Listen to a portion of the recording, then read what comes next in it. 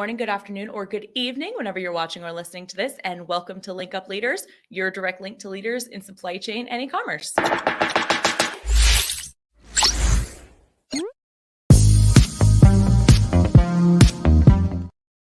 My name is Lisa Kinski. I'm your producer and co-host, and joined, as always, by Francois Jeffrey. Francois, good afternoon. How are you? Good afternoon. I'm doing great. How are you? Are you okay? I'm great. I'm okay fine. because things were a little off during the preamble. Are you Fully here? Unhinged. Okay. I'm halfway here. I had more coffee this morning than I have had out of a whimsical mug. It is a llama for anybody The who's no drama listening. llama. No, this isn't my no drama llama. This is just my normal llama. Her name. So fun fact. Any actually, llama is the no drama llama.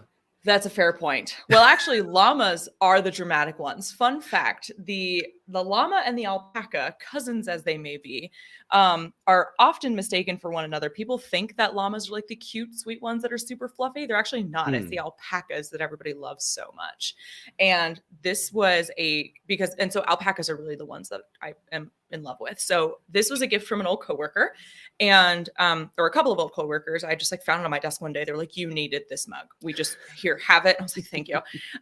So I looked it up, and alpacas, I guess, originate or kind of mostly live in, I guess, I don't know how you would call it, in Peru. And so I looked South up, America. They're all over Bolivia too. They walk the streets. They do. Yeah, where my mom's from in Oruro, it's called. It's a very, very small village, like extremely small in the mountains, and they have alpacas that they just walk around with, just like we do with like dogs. Now they use it for like a purpose though. Like I'm sure they're working. Yeah, we walk dogs. Yeah, but they have like alpacas that are carrying building materials, and they're useful animals. Gotcha. Very smart too, apparently. And they're they're fluffy and they're so cute. So anyway, the most important part. Obviously. So I looked up Peruvian names, and so her name is Azucena the alpaca. Oh. So this adds a little bit of whimsy and energy. And I've told you this for a long time. I'm a summer plant. I'm an outside plant. It's fantastic today. It was like 71 when I woke up. Yeah. And it'll be 82 today. I have air fryered my office, though, as Jack called it, which I thought was hilarious. It is 76 in here, and I am cozy. Jeez. And we've talked about it a few times, and it'll be interesting to talk to our guests a little bit about this too. But how weather impacts supply chain, right? And particularly when on the East Coast it snows so much, and northern East Coast. Northern East Coast, but then you have I think the Sun Belt is seeing tornadoes now, and they're seeing a bunch of issues where that is dramatically going to impact supply chain, because even if it impacts just delaying some trailers from going through them or rerouting them, that's a few days delay that the next tier in supply chain has a plan for, which is from let's say a distribution center to other 3PLs or to other Amazon centers, and what happens if they're shut down or their people can't get to work. So I've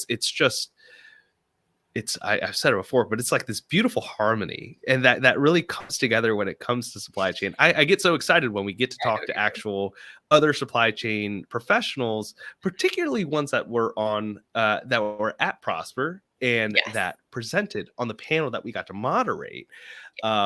Again, the show that quite literally will never end on the podcast, because it was an amazing show.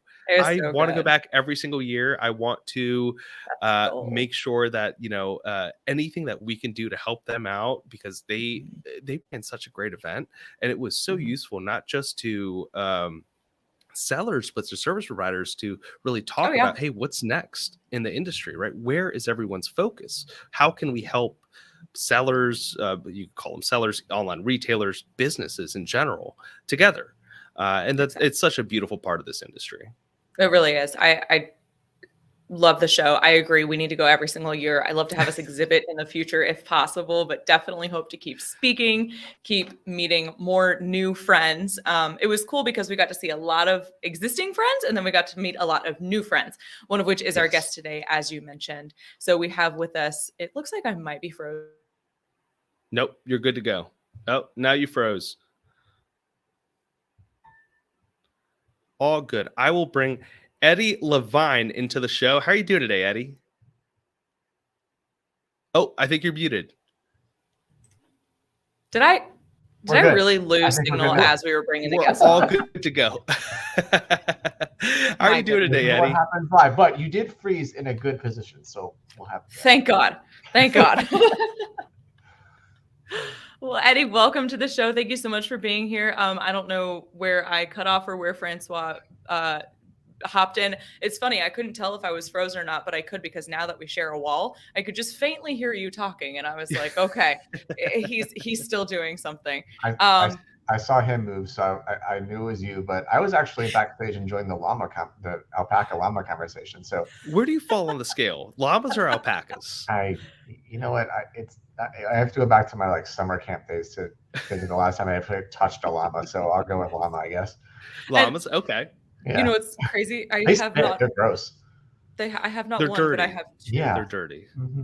I have two. Wait, I saw that on your TikTok this morning. Yes. And so I was like, oh, I saw that. And then it went full circle. Yeah.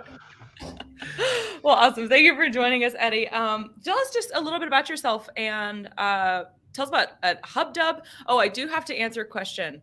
It's not really a question. You gave me some advice in Prosper that you have to leave an additional 30 minutes to get anywhere.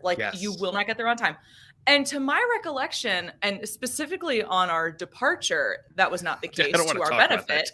We're not going to, it's okay. That's all the more that I'm going to give. I'm not going to, air everything out. But we got everywhere in pretty much the amount of time that Google Maps said it did. It was just okay, it's going to take you about. No, that's because you weren't walking from building the building on the strip. We were at Mandalay Bay, which is its own little mini Vegas down at the end of the strip, right? But if you have to go from I don't know, Bellagio to up to the Wynn or vice versa or whatever, or you want to go across the street. If you want to go from Planet Hollywood to Cosmopolitan, it's going to take you 15 minutes to walk. Do you know what? When we were walking, before we went to the Italian restaurant, it was, hey, you can't cross the street basically anywhere. You have to go across every bridge, escalators. There's 4 places to cross street in Vegas. That's it. That's true. Okay. Well, because I thought you meant if you're going to go anywhere off site. Because we did. We ended up going to, oh my God, where was the place that we went to for Tim's party? What was the name of it? The Omnia. We went to Caesar's Palace. Yeah, driving is fine, but it's when you have to walk and then you have to go up and down escalators and cross 3 different directions to go one way. That's what gets. Okay, I misunderstood your advice. That you were 100% correct. Yes, you look back and you're like, God, I've been walking for 20 minutes and I only got that far. It's crazy.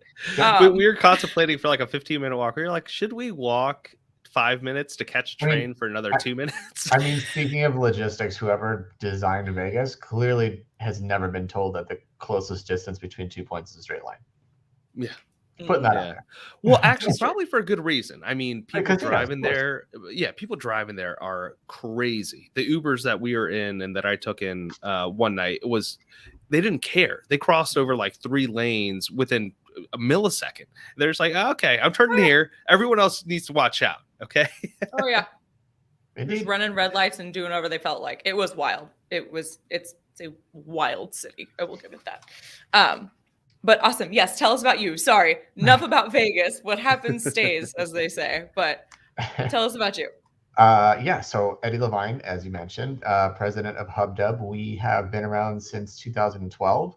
Our business model and our overall just way of operating has changed, as everything does in e-commerce over the years. So we started as and continue to be sellers ourselves, but our primary business model now is e-commerce brand management and 3PL. So what sort of sets us apart is that we offer both services kind of under one roof, as opposed to having to, for the brands we work with, having to have 2 different, cooks in the kitchen, if you will, or working with 2 different organizations that have to collaborate. We're able to do it all under one house, one roof, one team. Makes it cohesive for everybody. That's awesome. That's a big reason why we even started this podcast, is because everything is so segmented into, or siloed, I guess we can put it, into their own sector, right? Like 3PLs, there's not much conversation about how do you tie your 3PL into your marketing and how your marketing affects your 3PL. How does that affect, your manufacturing plans? How does the international logistics from your manufacturer to the US affect, your PPC campaigns? It's just nothing is effectively tied together. And that's that's why I was especially excited when I started browsing your site and I saw, hey, brand management and 3PL makes complete sense, because that is, it's an entire, I guess, sector of the supply chain that have to speak to each other continuously. Like you can't do one without the other. Otherwise, it's just going to fall apart. We just identified with primarily when we brought around new brands, right? And one of the biggest questions we ask is, what's your pain point? What are the things you're struggling with? Because if I can't address your biggest pain points, then I'm not the right fit for you, because we're just going to go through this process and you're going to solve the same problems, right? So I want to know if I can address them. So over and over again, I was hearing, there's not cohesiveness between the marketing side, between the operational side and logistics, because it's gone kind of haywire, especially since COVID started. It's been important, right? Like marketing and logistics are very much tied together in terms of if you have stock, when it's going to be arriving, how much you have, forecasting, replenishment, all that stuff, right?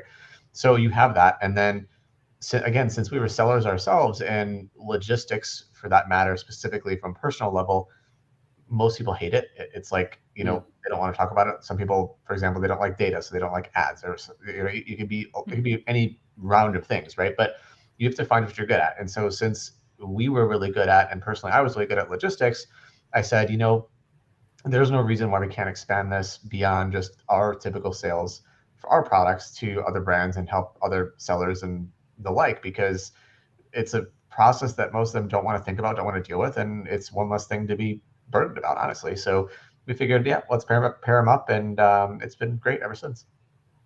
Yeah, you shockingly don't see. There's definitely content out there. A lot of it is, I wouldn't say bullshit, but it's too cookie cutter to implement across every single company. I guess is an easier way to put it. Yeah. How have you seen companies be impacted? You mentioned a little bit, but how have you seen companies be impacted from, let's say, 2018 going through the pandemic, and how they've sort of matured?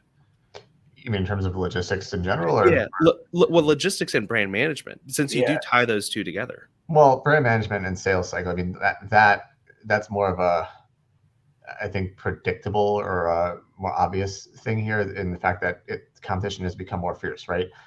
New sellers have started the marketplace. Cost per clicks, if I can say it right, have continued to rise. Manufacturing prices have gone up. So like that's, people kind of have seen that. I think even if we didn't have COVID, that would have still been the case. But in terms of transportation and logistics, I think while those costs, wouldn't be surprising for them to have gone up year over year, I think that we were relatively, for that matter, very caught off guard that they went up as fast and as high as they did. I mean, I remember less than 3 years ago, it was to ship a container over here. It was, depending where you're going, it was $3,000, $4,000, or $5,000, something like that. It was definitely affordable based on the amount of product we were bringing in, right? And then suddenly last year, we saw containers for $20,000, $25,000, $30,000, depending on where you were bringing them in. And it really required sellers and brand owners to take a hard stance at the products that they look at, that they sell, figure out, is this profitable to bring into play anymore? And if it's not profitable, do I need to eliminate this product from my catalog completely, or do I need to change the fundamental aspects of my product physically to, my costs are gonna rise on one hand, but can they go down on another, right? So you gotta look at it full circle. And unfortunately, I think what came across to brand owners and sellers is the fact that changed so rapidly, and they weren't ready to pivot as quickly as they needed to. So by and large, while a lot of us made it through, and our businesses are continuing, it was a real struggle for many sellers, and for many sellers continues to be. Some sellers did not make it through. So it's one of those things that I tell you, like, e-commerce is very, very fluid. You have to be on top of things. You have to be on top of the changing market conditions. I recommend subscribing to newsletters, blogs, posts about really anything that can impact your business, and just keeping an eye on it, even if you're not, spending a ton of time on it every day. Just at least keep in touch with the headlines, so you know what to expect and what's coming your way, so you're not throwing a total curveball. Yeah, definitely. I think that really speaks to what Isabella was saying earlier this week. Isabella Ritz, about, you can't really treat this like a side business. You really can't, because unless you work in like supply chain or you work in e-commerce, where you're getting all this information anyway, Mhm. it's a full-time job just to stay up to date with like just Amazon changing their policies. Like that Just alone. literally just this morning, I'm probably going to shock people on this call if they haven't seen it yet, or if they see this webinar, but by the time they find it in Seller Central. But there's a notice in Seller Central today, which is not in the news section. Of course, they make it hard to find. It's in actually the help section when you go to create a case. But it says fuel and inflation surcharge starts on April 28th. Starting April 28th, a 5% fuel and inflation surcharge will be applied to US FBA fulfillment fees. It's a big deal. I mean, that's massive. that's big news, right? I mean, if you hopefully you are looking at your profitability, for all of your products, but 5% swing on FBA fulfillment fees could be a big number for you. So like you need to take these things seriously, and you need to make sure you're staying on top of these things and not just waiting for them to come about down the pipeline and then making your course correction. You've got to proactively look at this. Mm-hmm. So like we're in the process right now of talking to all of our clients about it. And obviously, we can only get the word out so fast to all of them. But I mean, we were given no notice about this. We woke up this morning, we saw this notice on all these accounts, and we were like, oh, well, that's a big change. Less than 2 weeks. Yeah. About 2 weeks. Yeah, I mean, it's certainly not enough time to change product selection or manufacturing, surely, but you've got to make a decision of, can you cover that cost, or do you have to raise prices or change your strategy or whatever? A lot of things. Well, one piece that I love that you mentioned just now is the fact that so many sellers were sort of forced to create this resilient supply chain and optimize in a different way than they usually think to optimize. A lot of time, optimization is talked around listing, talked around your PPC campaigns, but it's not talked around your product and the product packaging and even the palletization of your product, for example, which is it's a huge deal. If you can fit an extra layer of product onto a pallet, you save a good chunk over a course of a year. Have you been seeing any conversations around that more recently than you have back in, let's say, 2018? It's definitely something that is, at least from our perspective, it's something we converse about in our dialogue with our brands and with our clients. It's still not something that I find most brands want to think about. It's like it's the unsexy side of selling, right? And operating e-commerce business. No one really wants to focus on the nitty-gritty stuff, but it's important, right? So it's our favorite thing to talk about is the unsexy stuff. You're in the right place. We don't talk about it's sexy to some people. Okay, it's not sexy. Yeah, to you, if you're super analytical and all you want to do is crunch numbers, which personally, even for me, I don't like doing. But I digress. We're in this business, so we have to. So yeah, I mean, it's a big deal. I mean, you can look at your overall profitability, and you need to really create yourself like a pie chart and figure out where your costs are going to, break them down visually so you can see it, not just on numbers, but visually create the graph. Because honestly, when you see it as like a representation of a full picture, it's most of my brands are surprised. I mean, the amount of impact you potentially can have when you change things like product packaging size, or just size of a product just by even like an inch or a few ounces or something, right? It's a huge difference because Amazon has all these size tiers, for example, and shipping expenses can change when you can all of a sudden, if you can make a case pack of 48 instead of 36 or something like that, right? Then your palletization, like you mentioned, it can change, right? You can use tools like I don't know, like OnPallet is a great example, right? You can literally build a 3-dimensional model of your pallet, right? And then it comes into question of, well, what's your 3PL doing, right? Because if your 3PL is receiving goods off a container, for example, and they're building their pallets to 55 inches tall, because that's how their warehouse is set up, well, all of a sudden you're going to have probably at least 80% more pallets than you probably should, because they're not building the full height. Full height for Amazon is 72, but if they're shorter than that, there's more pallets. And if they're taller than that, then in theory you could be getting a bonus, because then they're storing it higher, then it'll go out and it's less pallets physically in a footprint in the facility. So there's a lot to think about, not just in terms of how you are operating your business and what your products are, but I mean, by and large, that's important. but also just think about whoever's touching your products all the way through the sales cycle. How are they operating your products, and how are they applying their methods to your stuff? Because at the end of the day, you're paying for it. So how is your money being spent? Mhm. It's shocking the lack of knowledge that goes into supply chain for some of the biggest, particularly those that I even talked to and prosper, very large, successful, 7-8 figure sellers, but the lack of knowledge that they have in the supply chain itself.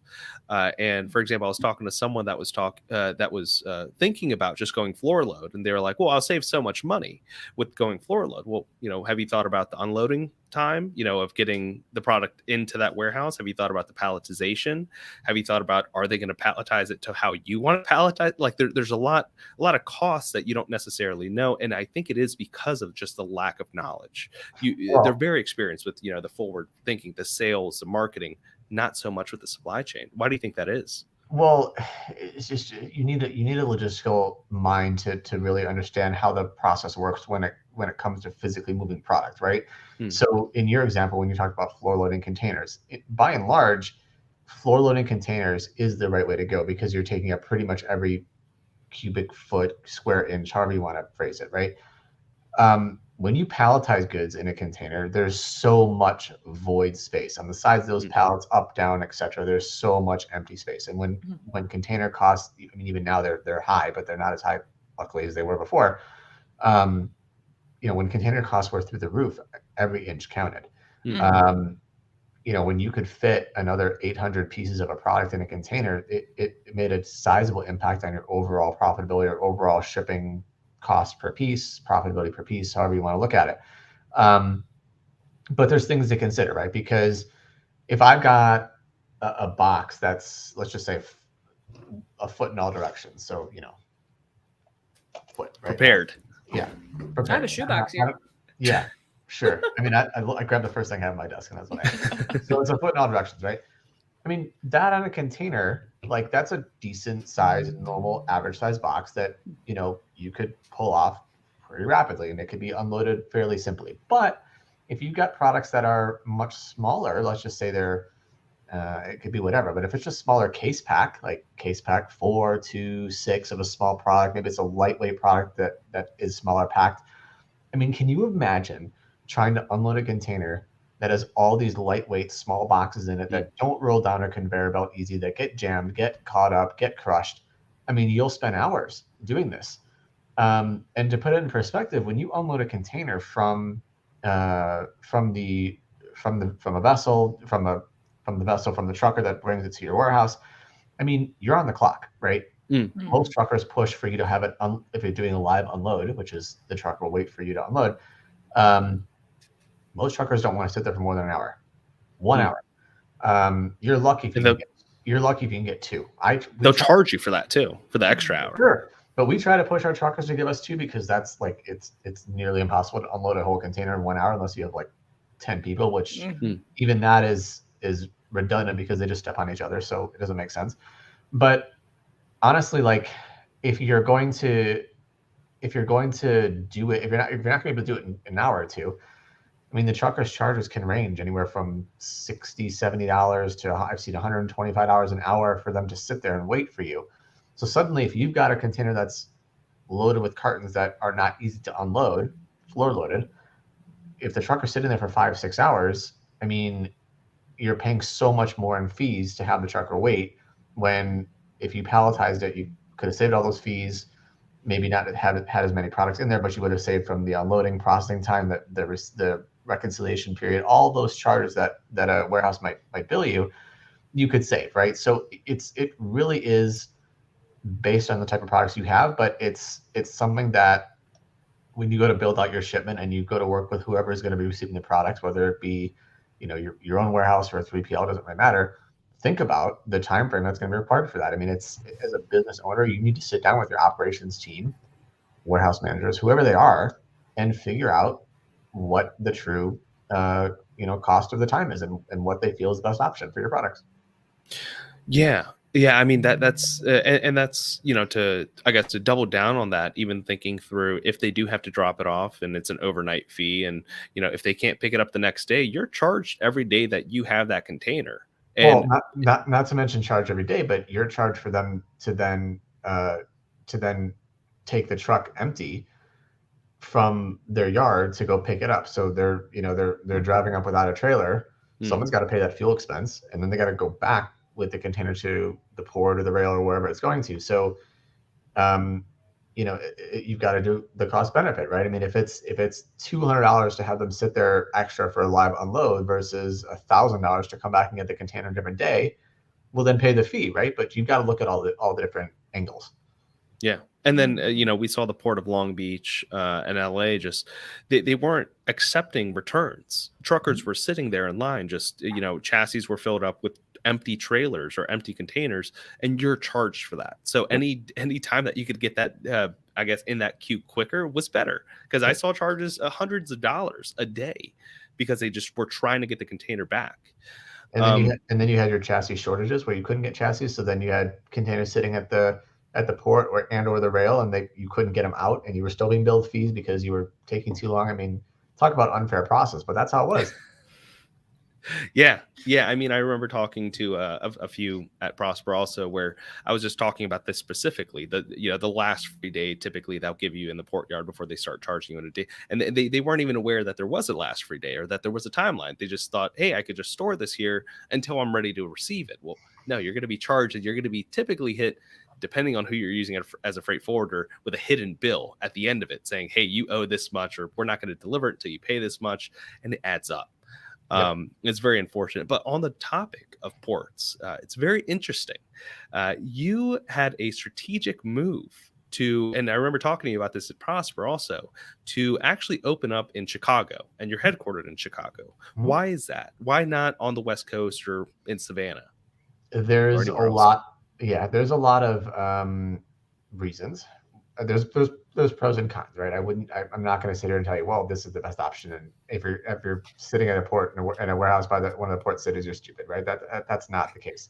What I'm saying here is I was strategic because I feel that there is more in my control being here than being on the coast. And let me explain a couple things. One, on the coast, when you have a warehouse there, the price per square footage of warehouse space, if you're going to own, lease a warehouse, or the price per pallet or cubic foot, if you're going to just use a 3PL, historically and generally much higher on the coast port locations, just because the space is at a premium. It's simply supply and demand. There's not really much of an explanation needed there. But when you think about a warehouse that's inland, yeah, I mean, one of the downsides is that the transit time can be longer. It can be a little bit more expensive to ship inland. That's definitely a downside. However, think about the port of LA, for example, how bad the backlogs have been. I mean, we've had many clients where containers have been stuck offshore for over a month before they can even get unloaded. So literally the amount of time that they're sitting anchored off the port is longer than the transit time from China. I mean, that's ridiculous. Mm-hmm. So when you think about it that way, I mean, when I'm in Chicago, Chicago's the rail hub of the nation, right? So we're connected to the East Coast, we're connected South, we're connected West, we're connected Northwest, everywhere feeds into Chicago. If you take the train coast to coast, you cannot take a train from New York to LA. You will stop in Chicago. It's the rail hub. So it's a strategic advantage, right? So for us, when we look to bring in containers from China or India or whatever place we're bringing them from, based on the time that container is sailing, we have the ability to choose, hey, which port is facing the least resistance right now, the least backlog, the least issues, the least labor shortage, the least whatever.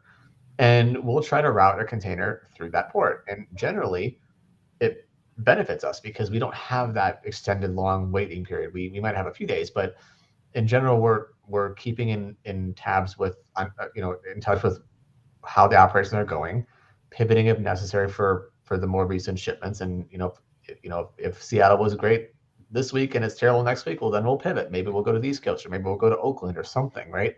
But having the location in the center of the nation allows us that flexibility.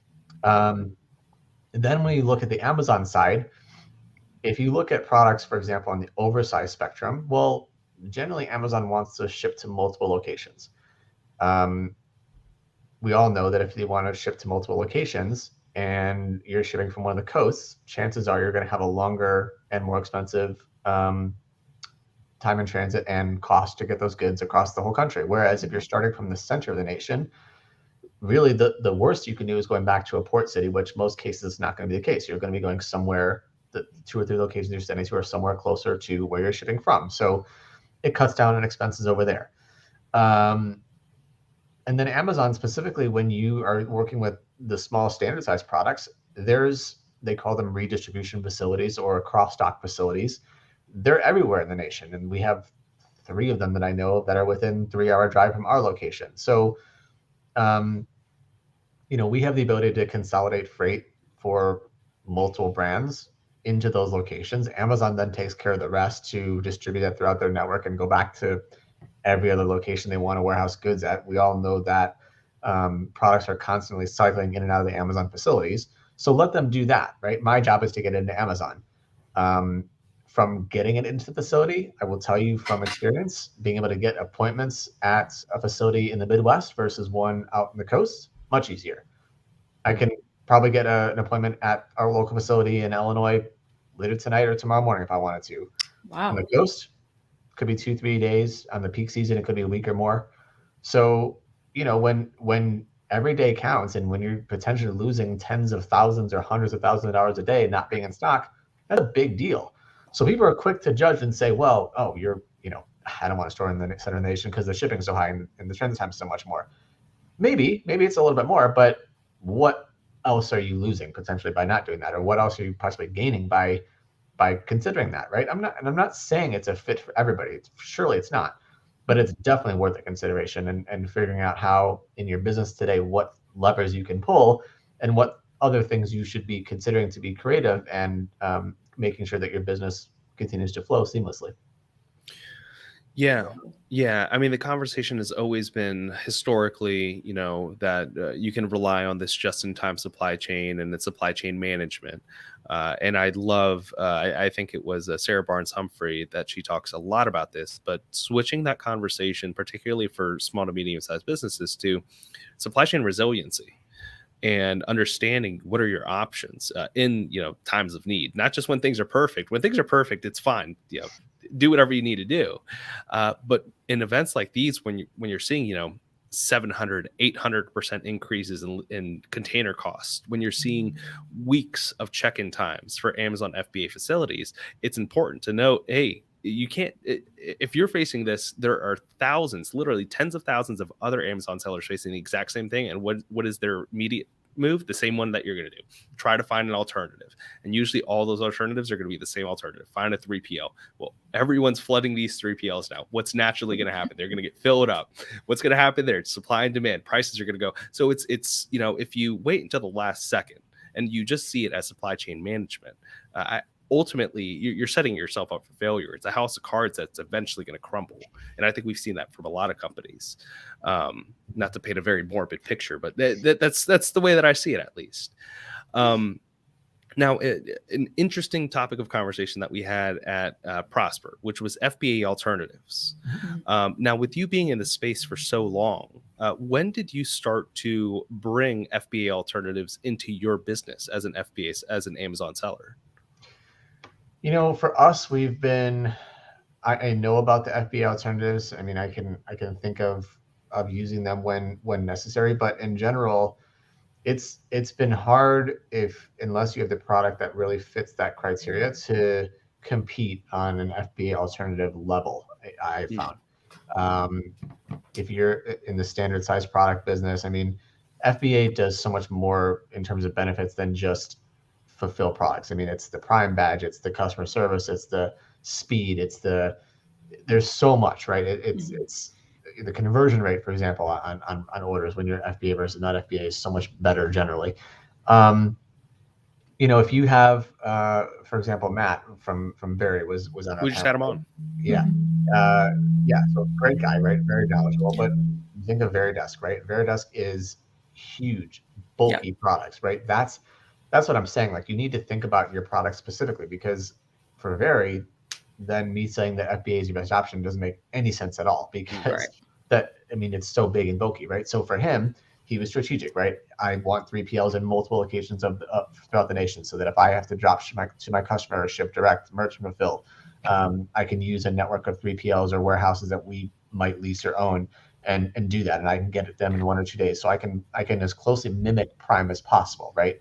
Mhm. But and that definitely is the right answer for him. But if you're talking about, if you're an average seller if you're selling like, everyday products, the amount of cost that my 3PL or really any 3PL will charge you to pick and pack this, materials, labor, shipping to the buyer, Amazon would charge you what, $5, $6, $7 maybe total to do all that? I mean, how are you going to ship this, pack it, labor, pick it, all of that for between $5 and $7? Think about it. It's really difficult, right?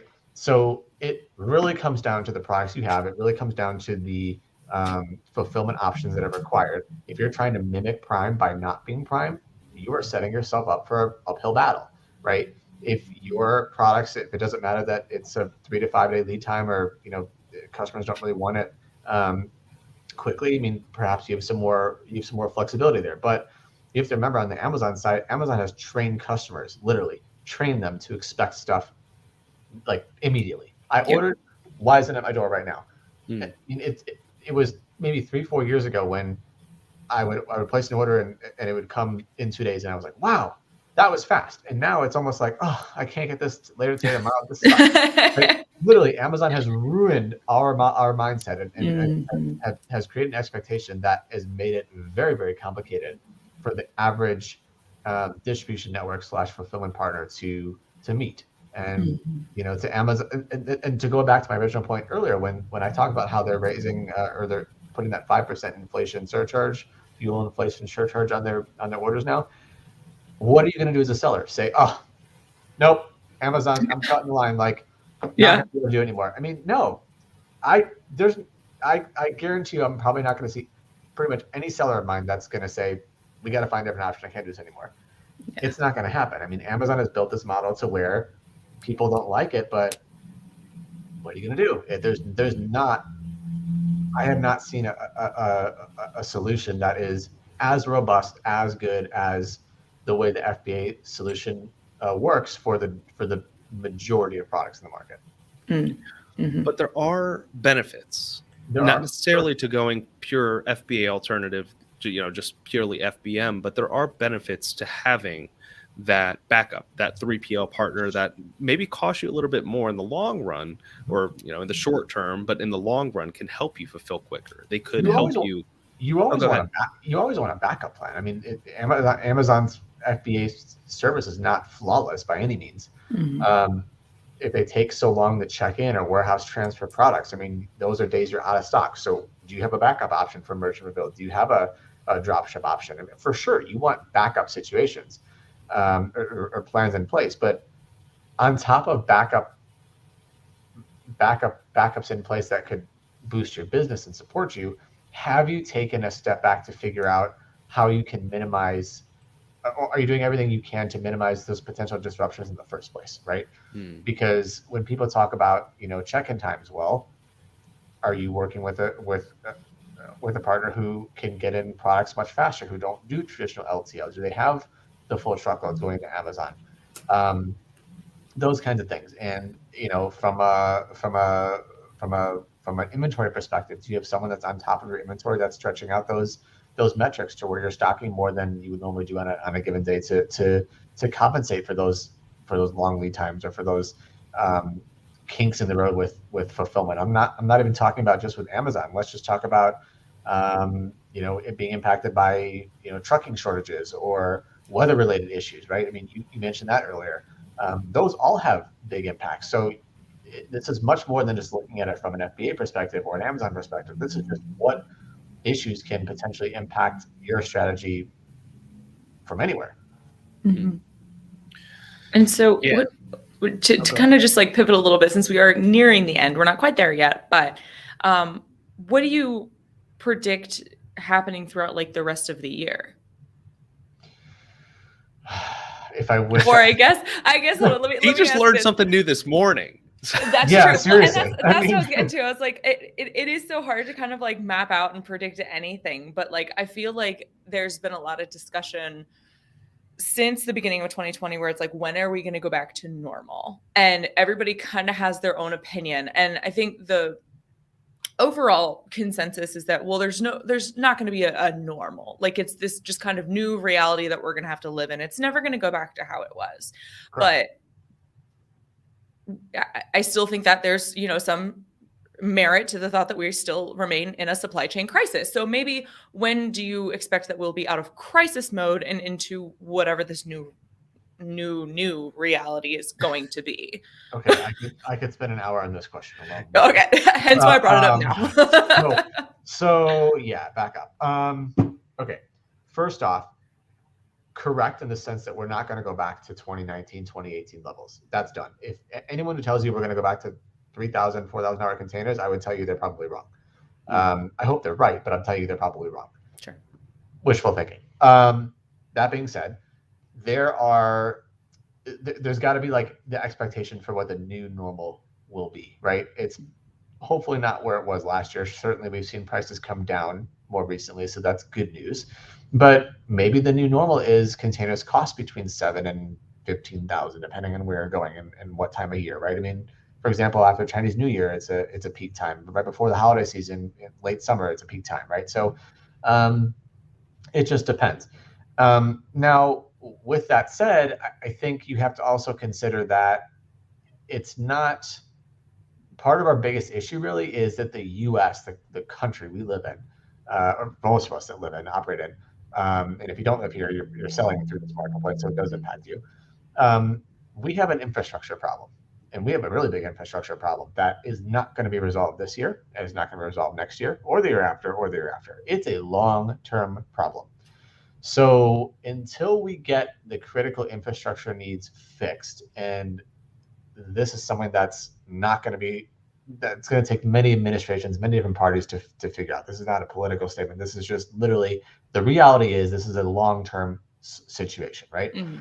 So until we become more efficient operationally as a nation, we can't really fix the biggest issues that are going to impact us day to day. And so you see that with, equipment problems, trucking shortages, not having the capacity at ports, not being built for optimum efficiency. The demand is surging, but the ports were built for a certain level that we no longer will ever see, moving forward because our needs have just surpassed it, right? So what makes me a little bit frustrated is when people think that we're going to go back to certain normal or they expect certain things, but then don't understand that the fundamental skeleton, if you will, or the spine that's holding this all together is not built for what we're expecting. That's the problem. So I think that, going back to my original point, I think that it's more of a statement for when can we get used to the new normal as opposed to when can we expect the old normal, right? Because it really, if you're going to wait in your business for what the old normal was, I think you're going to be spending a considerable amount of time playing the waiting game and being relatively disappointed in the outcome. Sure. I think if you plan and strategize for the new normal today and kind of build these kinks into your business plan and kind of build your expectations around kind of how our economy is rolling right now and kind of how things happen and just the overall issues that we face as a nation, really, you're going to find yourself more ahead of the curve and poised for growth and success. If you're kind of hedging your bets and hoping that things are going to change for the better and you're not expecting when things don't go that way, then I think you're going to be pleasantly surprised. Great, Eddie. Thank you for as a consumer, I'm hearing all of that and I'm thinking, how much more am I going to have to pay for the next thing that I buy? Because ultimately it's, hey, if they have to implement more 3PLs or if Amazon is raising the 5%, well, sellers are probably going to raise the 5%. If manufacturing costs go up or more investment goes into the ports, well, the impact, the sellers are going to be impacted. I'm going to be impacted as a consumer. Oh yeah, as well. Well, they just pushed through the Prime update, the updated Prime pricing from $12.99 to $14.99, because I got a notification from my credit card. They're like, this repeat charge looks different, and I'm like, oh, there it is. I was wondering when they were going to Oh, do the that. yearly annual fee. Yeah. Yeah. It's there. Which is still a really good price. But I mean, like I said, this is going to impact all consumers and all businesses in so many different ways. If you are, I think the biggest thing I've told people, e-commerce business owners and the like, in any presentation, is that if you are adverse to change, this is not the right business for you, because e-commerce changes all the time. So you have to be ready for that. You have to be able to pivot when necessary. You cannot fall in love with the product you have, for example. You need to fall in love with the process and the business. You know, it's the unfortunate reality of where we're at today. I mean, you know, it's not just about your prized possession anymore. It's about how you can navigate the waters. Yeah. And to pivot just a little bit, how have the ports and the logistics been internationally as well? Because we focused a lot of the conversation, you know, around the US, because obviously that's an enormous market. That's where, you know, we live and run our businesses out of. But there's also a large discussion about expanding internationally, specifically to like Amazon Germany. What's kind of the supply chain and logistics and, like, you know, port delays and everything look like over there? I can't speak truthfully to the amount of delays at those countries' ports. What I can tell you is that everyone is being impacted by global issues. You brought up the situation in Ukraine, for example. That's a great example. We all remember what happened with the Ever Given, with the ship that got lodged in the Suez Canal. It was about a year or two ago now.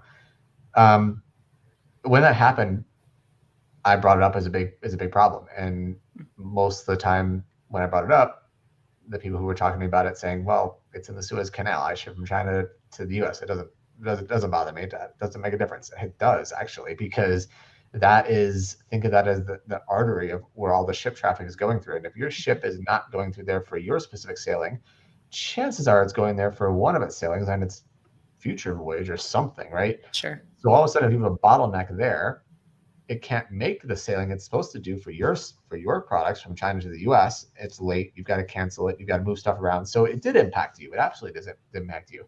All of a sudden, you know, containers can't be located, or shipping lines have to adjust their schedules, and then costs go up and demand is still high. So it's a ripple effect, similar to, again, the solution in Ukraine. I mean, now we find shipping lines either not docking in certain countries, avoiding certain water space. We talk about airspace all the time. Now it's water space, but they're avoiding certain routes, ports, for security measures. That adds time, that adds operational challenges. All of that impacts you, right? So even if you're not in that area, you've got to consider those things. And so, you know, to your question about international ports, I mean, I think it's, while I can't give you specifics on the delays at those ports, I think it's important to understand that the challenges and bottlenecks that are present in anywhere in the world are going to impact things globally, regardless. Yeah. A lot of times I think those conversations, it's because there's so much conflicting information, right? There's information of, and it's also extremely siloed. They might see, hey, there's this problem with the truckers. Well, okay, how does that impact before the truckers and after the truckers? Don't just think about the truckers. But also misinformation in regards to, you know, there's always going to be someone trying to sell you a service that overpromises and underdelivers. And we see this very much in all the Amazon groups, for example. A lot of freight forwarding companies are, hey, I'll get it to there in 30 days and it's going to be cheaper than anything you've ever seen. And I promise it'll be safe.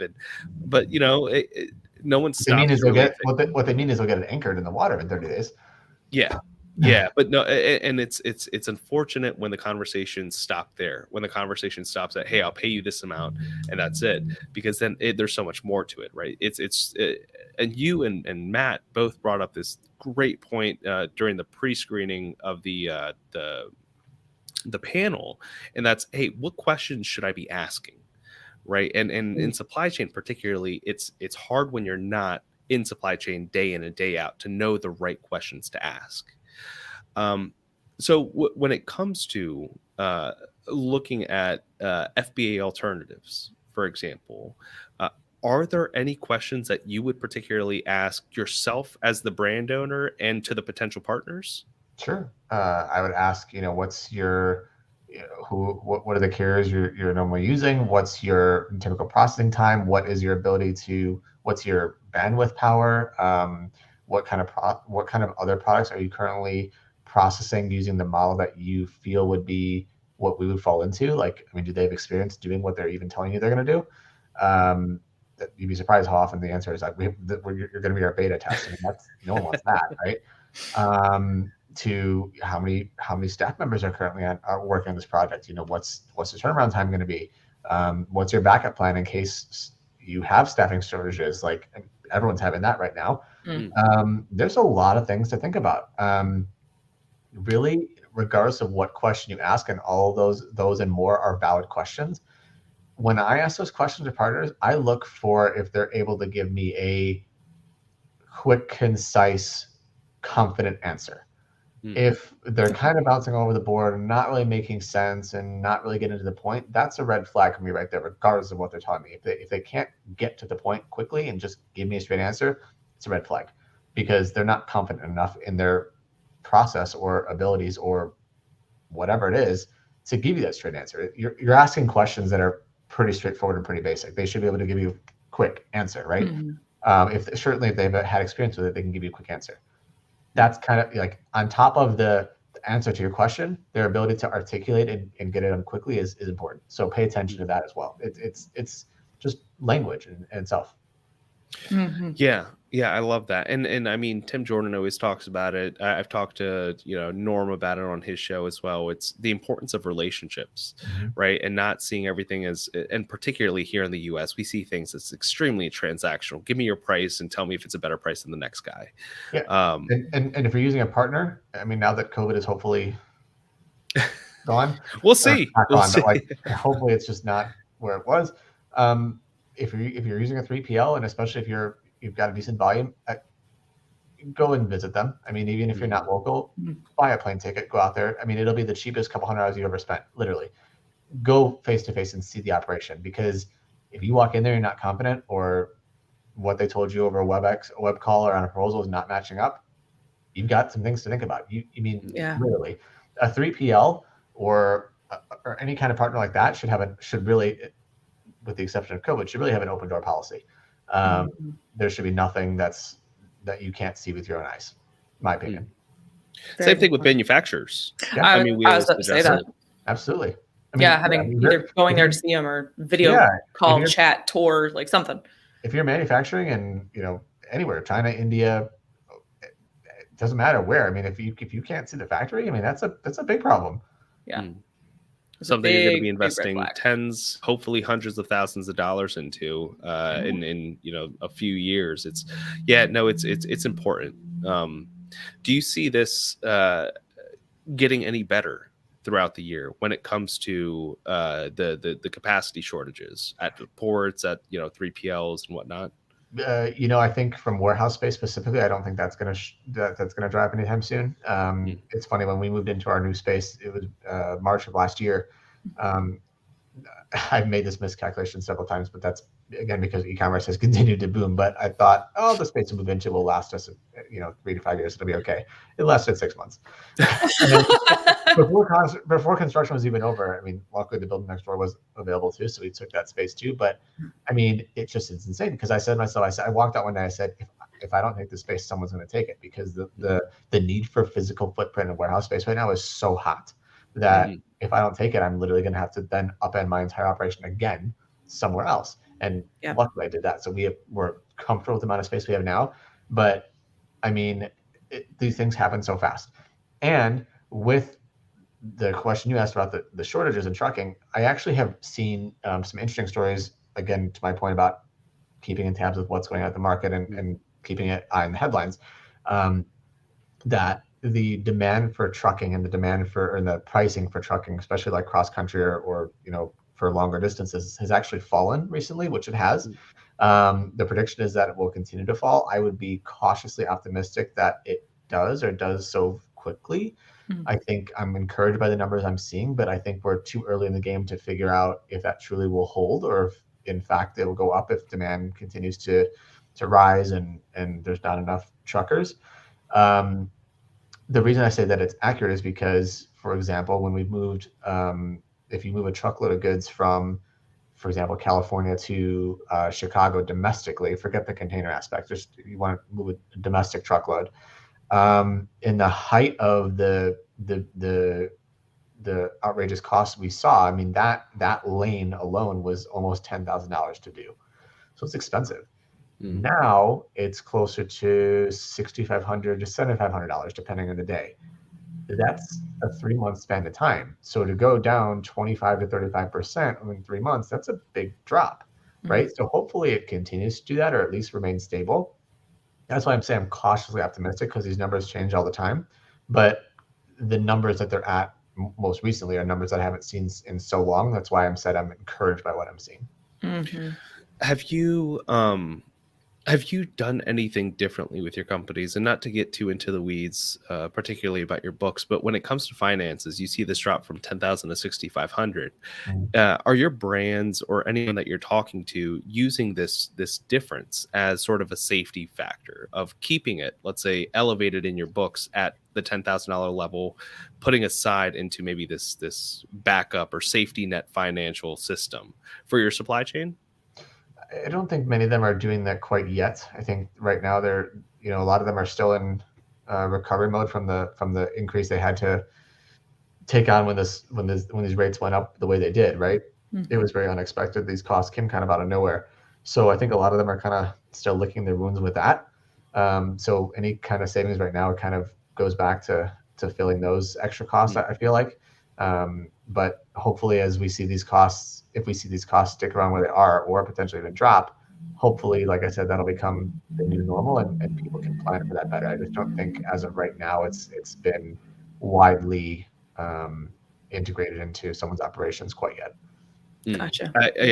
Last thing that I want to see, and I don't think we will, but this forced level of maturity that e-commerce has gone into, you wouldn't want to see it regress into, hey, happy-go-lucky, just-in-time supply chain, everything is perfect again at a new normal, but not expecting that next issue, whatever that could be, if that could be the Ever Given in a completely different part of the world, affecting your supply chain here in the U.S. So I know we're closing the top of the hour, but hopefully it puts that into the minds of a lot of brand owners out there of keeping that safety net, no matter what. It's all about, like you said earlier, it's your partner should be under promising and over delivering, not the other way around. And you need to, as a business owner, you need to expect the worst and hope for the best, kind of thing. It's if you're doing that, those two things vice versa, you're going to have problems. Gotcha. Well said, Eddie. Well, thank you so much for your time today. We always ask all of our guests what kind of an ideal client looks like to work with your business, maybe who is a best fit, and then also where they can find more information about your company. Yeah, typically our clients are ones that, again, don't like logistics as one of their pain points. They have problems with existing logistical suppliers. We are very much specialists in the FBA model, full pallet loads, container loads from China. If you need help with the overseas transport, that's something we can do as well. So we're full service with that. Inquiries regarding our services, or if you'd like to get in touch with us for quotes or discussions, visit our website, HubDubLTD.com. From there, you can browse our services, a little more details about our options, submit a query there, and one of our representatives will get back to you ASAP. Awesome. And again, that's HubDub Ltd, short for limited, I assume. Yep. That'll be in the description of the video and the audio experiences. And you have quite an endorsement that I'm just now seeing from Matthew Miller, Eddie for president. Matt and I go back a long time. Well, the critical supply chain infrastructure of the U.S. I would vote for Eddie after this conversation. I'm just going to put it out there right now, so no one can use this against me later. Have no political aspirations whatsoever. I will stick in where I'm comfortable and let the other powers that be try to run my business, but I won't let them anyway. So it's all good. Well, Eddie, thank you again so much for your time. And to everybody who tuned in, thank you, Matt. And thank you, everybody listening on the audio versions. If you guys liked what you heard today, be sure that you give us a thumbs up, comment with your thoughts, share this episode with your friends, subscribe to the show, and be sure to turn on those notifications. And that way you never miss a conversation with leaders in supply chain and e-commerce like Eddie Levine. And thank you, everybody, again. What is today? Wednesday? We'll see you next week. We don't have any more episodes this week, but we will see everybody next week for a full week. We have 5 next week. So whew, it's a marathon. It's a marathon, this one. All right, everybody. Thank you so much.